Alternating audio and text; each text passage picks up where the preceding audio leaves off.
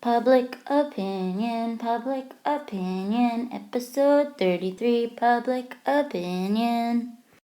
For those of you who couldn't gather, public opinion is just how the general public or the general citizenry, as we've been calling it, feel and what their opinions are. So let's start with the influences on public opinion. There are three main influences on public opinion: ideology, political socialization, and the media. The first influence is ideology, or the basic set of political beliefs. By conducting interviews, political scientists have discovered that many people do maintain a set of basic beliefs about freedom, opportunity, and equality. And this ideology influences their political ideas about both issues and candidates. The three main types of different ideologies are liberal, conservative, or moderate. And we talked about that or addressed that when we did those political surveys, and we were trying to figure out if you leaned more to the Democratic side or the Republican side, right? We said a conservative is more like a Republican and a liberal is more like a Democrat, and then the moderate, which a lot of us were, is right in the middle. The next influence is political socialization. Some of people's earliest influences, such as family, school, and work, affect how they form their opinions, which is why when you guys ask me whether I'm a Democrat or Republican, I will still always answer, I can't tell you until you graduate, because family and school, and I'm part of your schooling, does influence people's political socialization and their opinions. In fact, family beliefs, ideas learned in school, job experiences, influences from income, education, age, gender, race, geographic region, all combine to produce a person's political socialization. The political socialization process starts very, very early. Research by political scientists have shown that people develop some basic political preferences as children. In fact, research shows that many children can name countries that they like and dislike by the age of 6. This already will help form your political socialization. Moving on to media. Another major factor influencing public opinion is the media. So studies have shown that because of the rise of TV, media's ability to affect public opinion has greatly increased. Heck, we even use media in our classroom. I show you the news every class period with the CNN Student News, and they only cover certain issues. So it's going to impact public opinion. If you're watching news and they're only covering, 3 issues of the 500 that happened that day, then you're going to think more about the 3 issues that happened that day. The media does not necessarily affect what people think, but rather what they think about. So like I said, it's not that it's necessarily going to change how you think or what you think, but it's going to change what you think about. So if you're only focusing on the 3 issues of that day, you're probably going to think about those 3 issues more so than the other, 497 issues, right?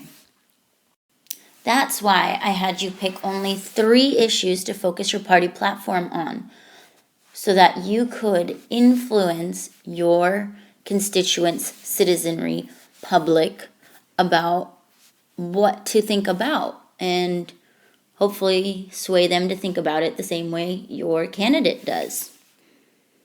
Okay, now we're moving on to measuring of public opinion. The most basic way to do that is through a process called polling.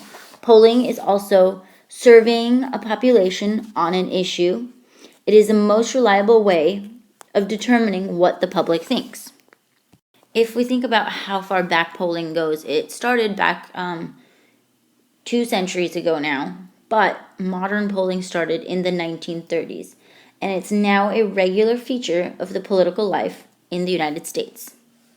There are a ton of different types of polling. However, the most reliable polling methods are called the Gallup polls. Let me spell that for you. Gallup. and this was started by George Gallup. So like I said, our origin started with George Gallup. His success started in the 1930s, more specifically in the 1936 presidential poll. Gallup launched a career as the pioneer of modern polling, and this is because he had better results than other pollsters. He had better results because he used a more scientific method of polling. And the reason is because he polled a group of people who better represented the U.S. population as a whole. Okay, there are several types of polls.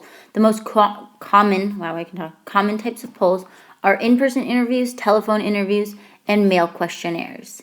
In-person interviews were common in the early days of polling and are still used, but most polling organizations have abandoned in-person interviews for telephone interviews, which are way faster and less expensive. In 1967, CBS pioneered another technique called the exit poll. It's kind of like an exit ticket. Exit polls serve as a fraction of voters in randomly selected voting precincts after they have cast their ballots. This allows pollsters to discover how people actually voted without waiting for the official votes to be counted. Exit polls can be dangerous because there have been instances where television networks have used exit polls to declare the winner of presidential elections, and they haven't been correct. For example, in 2000, in Florida,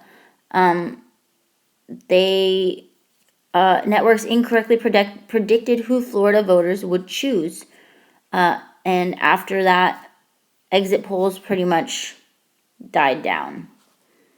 Okay, when conducting polling, there are a few things that must be taken into consideration. The sampling, the question wording, question order, and timing. Sampling is choosing of a group of people to participate in a poll. Generally, you would want to do a random sampling.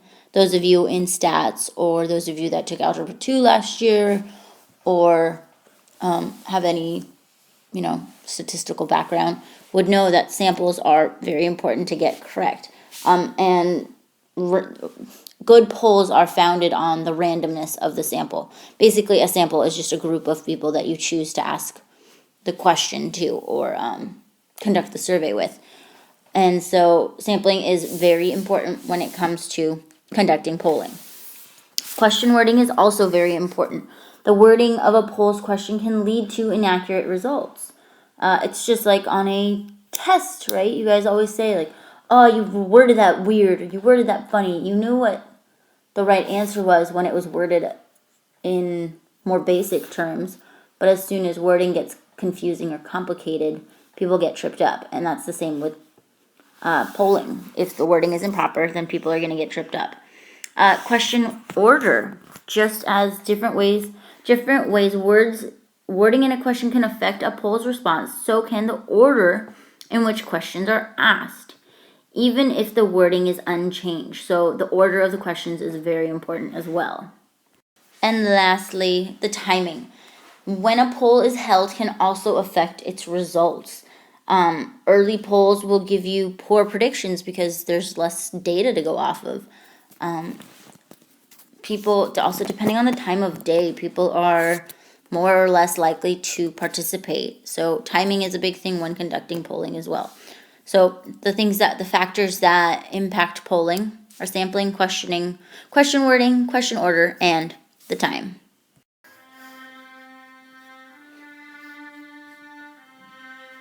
A tornado flew around my room before you came. Excuse the mess it made. It usually doesn't rain in Southern California, much like Arizona. My eyes don't shed tears, but boy, they pour when I'm thinking about you. Oh, no, no, no, I've been thinking about you.